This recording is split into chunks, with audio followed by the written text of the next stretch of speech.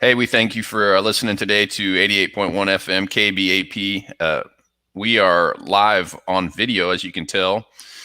This video won't be on the radio station and it won't be at kbapfm.org, but I'm here with Charlie Fuquay, the king of controversy. He has responsibilities in the northwest corner of the state. So we wanted to try to connect and get together and do some kind of broadcast. So we're going to go ahead and stream this over to YouTube Live. Charlie, how's it going? Tell me about it's interesting. This yeah. this whole virus thing has changed everybody's lives. And I'm just going to give people an idea what I got going. My daughter and her husband have sold their house and they bought a new house. And you know how that is. There's always complications in the closing and everything, and Yeah. things have been put off and delayed. And now, when you move, you get friends together to help you move, and friends are social distancing from you, and everything's just a complicated mess right now. Yeah. And so we've come to Northwest. Now, by the way, they've got a 3-month old baby too, 4-month old now. Yeah. And she's adorable, by the way. Of course, yes.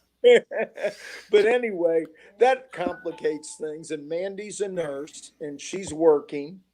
And another thing that's going on, Lorena brought her portable sewing machine. We are staying in a hotel close to where they live to try to stay out of their way.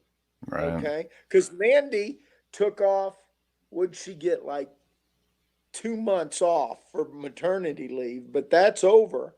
And now her husband, Carl, who's a firefighter, is off on paternity leave. And so he's taking care of the baby, and Mandy's working weird shift hours at the hospital. Yeah. Life's just strange, isn't it? Yeah. Yeah. And so we're trying to stay out of their way so they can take care of the baby and she can get sleep so she can work. And anyway, at the hospital, they're short on masks. Right. And so that's kind of a national problem, isn't it? Yeah, it is. So Lorena's brought her sewing machine to the hotel room here. And the two of us have had an assembly line making masks. And so that's what we've been doing while we're here. Well, that's good. That's so interesting. Yeah, the traffic in Batesville has kind of scaled down. I live on the highway. And so I kind of, I have the windows, blinds open. I like to look outside and just kind of keep my eyes on the horizon. And it does seem like traffic is back down. Of course, with the school shutting down, that's thousands of little people that aren't moving around. And, and there's a lot of support for the school. There's a lot of people that drive kids to school, pick kids up, run errands. There's a lot of things moving around that thing. It's pretty much shut all day. It's all shut down. Of course, it's spring break now, but I wanted to mention, you and I were talking off the air a little bit about the COVID-19 virus and its lifespan. Yeah, I can hear you. Can you hear me? Okay. You just froze for a minute. You know how technology does. I do know. Yeah. You never know what you're going to get. Kind of like a box of chocolates, right? Yeah, I want to say this too. The hotel we're in is right on Interstate 49. Okay. And we just heard a batch of sirens go by, and it was rather distracting too. Yeah, I didn't hear any of that, so that's good. Okay. But anyhow, there's a prophet, a man that's considered by many people to be a prophet. His name's Chuck Pierce. And Chuck Pierce, and I forgot the time frame that he did this, but he predicted that a pestilence, I think he said, would pass over the United States at Passover. And so a lot of people are predicting, well, not a lot of people, but the people connected to Chuck, they think that this COVID-19 virus is the pestilence in the prophecy, and that Passover is, I think, April 8th or 9th, something like that, the first day of Passover. And, it's on the Jewish calendar, so it shifts on the Gregorian calendar from year to year. I forgot the date. I'm going to say the 15th of Nisan. I don't hold my feet to the fire on that, on the date of Passover on the Jewish calendar. But anyway, he seems to think that the Lord told him, that early in April, this thing would pass over the country, and then it would become, I guess, a non-issue. Which agrees kind of with what President Trump's been trying to say. The scientific people around Trump don't seem to be agreeing with him on that, but President Trump seems to be, this thing's going to pass over, no time at all. Everything's going to bounce back. It's going to spring back, and I'm not 100% sure about that. I was looking at a chart from Mike Maloney. Mike Maloney's the gold silver guy, the velocity of money. He's done some really interesting videos. If Charlie, if you've probably seen some of his videos, as much as you're interested in central banking and fractional reserve banking and all that. But anyway, I forgot what I was saying now, Charlie. I lost my train of thought. Okay, can I interject? Oh no, I do remember. I do remember. Sorry. Let me finish before I forget again. But Maloney, what he did is he had a chart. He had a chart of the stock market priced in gold, like the Dow Jones Industrial Average valued in gold. And he said after the crash was in 29, the stock market crashed in 1929. He said that it took 68 years for the Dow Jones Industrial Average to return back to its high priced in gold.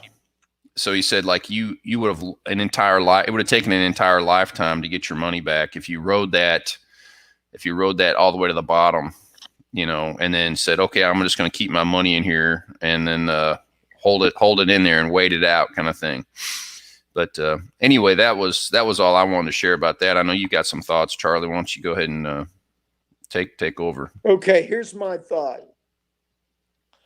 First of all, about Donald Trump and whether he disagrees with the medical authorities. I've noticed since Donald Trump's been president that there's been a lot of really stupid things that he's done. And then when I wait a week or two, I find out that it wasn't really that stupid and he was just ahead of the curve by a whole lot. Right. And I've learned, and I really believe this. I believe Donald Trump is a super I know we hear on the news how stupid he is and everything. But you said he's a super intellect. Super intellect. Yeah. Yes. And I believe because he is so brilliant that he sees things. And remember this too, as president, he's privy to knowledge that you and I don't have. And, every time people just go crazy about Donald Trump saying stupid things, if you wait about 2 weeks, it turns out that Donald Trump was right. And I think that's what's going to happen with this. And I think this whole COVID-19 thing is going to blow over in a couple of weeks. And here's why I think it's going to happen. And I've got some insight in this because of my own personal background and experience. They are finding that there's an old medication, and I don't know that I could pronounce it or remember the name of it, but it was used for malaria. And that in combination with other things is really knocking the heck out of this virus. And I think what we're going to find is when they start using that on a broad scale, this whole thing is just going to go away. And here's my insight from my background. I used to work for Monsanto Chemical Company, a large chemical company. And here's how it works. If a chemical company has a patent on a particular chemical compound, when that patent runs out, the chemical company wants the law to totally ban that product so nobody can use it anymore because they got a new one with a new patent on it in the pipeline that they can charge a lot of money for. Right. And they don't want that cheap compound that the patents run out to be used by anybody. And so this medication they've got, I think it was first patented in 1939. So there's no patent on it. It's super cheap. And here's the way this thing works. There are all kinds of chemical compounds that do all kinds of wonderful things. I'm talking insecticides, herbicides, medications, and most of the world still uses those compounds. And they work great, they're cheap. But in the United States, We only use the newest and the greatest, which sometimes aren't even as good as the old ones because the companies have patents on them. Right. And that's what this is all about. It's all about the chemical companies lobbying Congress to get laws and regulations passed that make them money. And I think with this all happening, Donald Trump is going to push this through and allow the use of these older compounds that work and work cheap. And this thing's going to blow over and be gone in a few weeks. I hope you're right. I mean, I would love I to do think too. that's going to happen. I'm I'm listening to you, and it's thought provoking. I like what you're saying. I'm I'm kind of I'm a little more, maybe a little less optimistic that that's going to solve. These chemicals are going to solve the health components, the health problems. But like I said, man, I would love to be wrong about that. I would love, man, what you're saying to be wonderful. Kind of get back to normal. I'm curious about long-term supply chains and connections to China as a result of all this. I've kind of wondered how, like, the sweatshops in China, they're producing all these cheap goods, and a lot of our medications are coming from China. And like in the 70s, we kind of got in bed with the Saudis with the petrodollar, and we needed that oil, so we kind of sort of compromised our American values to partner to get the oil, with the government and a nation that was not exactly a free country. I mean, I think women just got the right to drive in Saudi Arabia a couple years ago. So I kind of wonder how, the globalistic idea, is, hey, let's make everyone do business together so we won't kill each other. Let's trade with the Chinese. Let's trade with. Hey, that hasn't worked out well, though, has it? Well, I mean, as far as wars, I mean, our wars seem to be. I mean, there's trade wars and there's Cold War kind of things. There's animosity, but as far as real wars, I think our emphasis has been against Islamic fundamentalism in the last 20 years or so. I mean, after the Cold War, I think the Russians still have a tremendous military threat, and I know the Chinese are building a military, but I'm just concerned about how, we move forward as a nation. It seems like there could be a big rush to recreate a manufacturing base in the United States, which we've sort of outsourced to the Chinese. And, people in America may not be so open to, hey, let's trust the Chinese and all this to take over the manufacturing again. I'm not 100% sure about that, but it could be that this is really good for the U.S. economy in the long run, because it'll force us as a nation to reevaluate our outsourcing of labor and bring these jobs back home. And I don't know what the future holds, but I could see that happening, especially in regard to the pharmaceutical industry.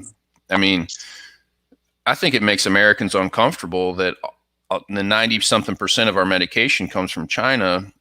And what if we can't get it? What if I can't get my medication? There are a lot of people whose lives depend on medication, and so if you disrupt those supply chains, that's trouble. Let me just share a personal philosophy. I built an outhouse in my backyard in case I need it. Yeah. I've got two 250-gallon tanks to collect water just in case I need it. Mm-hmm. I think we should all try to be as self-sufficient as we can. Now, we're interlinked as people in a nation, and nations are interlinked. But too much dependence on others is never, and personal level, and it's even more true on a national level. And I've been saying this for years, and I hate to say I told you so, but I told you so. We need to have protective tariffs on every single thing being imported into the United States. There should be Yeah. no exceptions. And I say make it a, I don't know what it should be, a 5-10% tariff on everything coming into the United States. Why should we do that? Because it protects our industry. So we make stuff and mine stuff and pump stuff out of the ground that we use ourselves. And I say every country on earth ought to do that. Because who's benefiting from all this international trade? The international bankers. That's who. I know I don't have any great love for the international. I think they're only interested in one thing, and that's their own wealth and making every one of us their slaves. Yeah, And the debt why slave is idea. Donald Trump so hated? He is hated because he's a nationalist. And I think nationalism is a good thing. Nations can protect their people. And that's what our nation was designed to do and should do. And that's what every nation should do. How many times have we heard Donald Trump say, hey, I think the Chinese ought to do everything they can that's good for the Chinese? And, we've criticized the Japanese for years. Well, the Japanese just want to look out for themselves. Well, I'd just like to see a time when the Americans look out for themselves. I think it's proper that the Japanese look out for themselves. But we need to quit all this, that these international links are so vital. We need to get back to taking care of ourselves. And here's another thing, and I've said this over and over again. We, the American people, have been stealing the productivity of the Chinese people. And they ought to be allowed to enjoy their own productivity. And we may have to cut our standard of living down a little bit because we may have to go back to work and start making stuff that we use ourselves. And I Right. think in the long run, that will be better for all of us. It'll be better for the world. I would really love to see the Chinese people be able to increase their standard of living by being able to enjoy the products they manufacture. Well, that And was an argument. I've heard from different people. Hey, the Chinese really need us because they need us to buy their stuff. And I kind of thought, well, I don't know about that. There's 1.7 billion Chinese people that could buy their own stuff. I yeah, mean, there's a few consumers there. yeah, but they're not active yet. But I have looked a little bit at the free market in China, which is an interesting concept. You've got a communist government that allows a free market, but where the free market is allowed to be free, it lifts people out of poverty. And the Chinese people, I think the name of the town is Shenzhen or Shenzhen, something like that. I think it was 20 years ago, they had blacksmiths in the street hammering out metal farm implements, with fire. Now it's like Los Angeles. It's like a metropolitan city, and they call it the Silicon Valley of hardware. Where Silicon Valley is the big software capital of the world, this Shenzhen is the hardware capital of the world. Skyscrapers and just, I mean, almost overnight, the way that this city has transformed due to the creativity. The free market unleashes human creativity because, if you can create an idea, the entrepreneurial spirit is released in a free market. Like you like to say, the Russians had that saying, the Russian workers would say, yeah, we pretend to work and the Russian government pretends to pay us. And we just kind of keep chugging along here. But I want to say something.